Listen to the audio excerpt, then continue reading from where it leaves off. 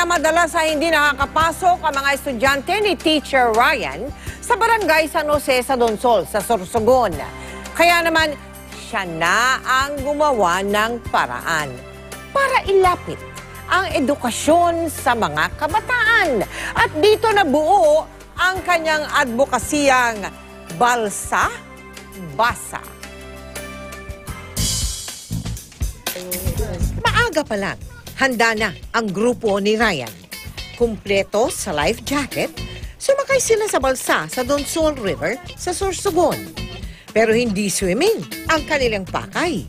Bitbit nila mga libro at iba pang babasahin para magturo sa mga bata sa liblib na barangay ng San Jose.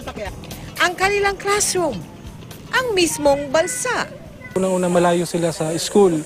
Naglalakad sila ng almost 1 hour. Minsan tumatawid pa sila ng sapa o ilog. Yung Balsa Basa ay almost 5 years na siya. Kita ko kasi yung sarili ko sa kanila na kailangan kong tulungan sila para at least mabago din yung kanilang buhay sa pamamagitan ng pagbibigay ng education. Katulong ang mga tinatawag niyang little teacher at ilang may edad na kung tawagin ay nanay teacher, pinaybay nila ang kahabaan ng Donsol River.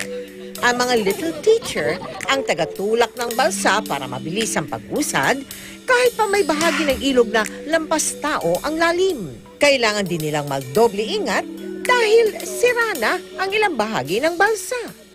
Kapag narating na ang kanilang destinasyon, susunduin na ang mga batang kanilang tuturuan. Sa mga batang tinuturuan ni Teacher Ryan, ating hinatid ang ating unang hakbang sa Kinabukasan Project. Hatid natin sa kanila ang school supplies. Maraming salamat po!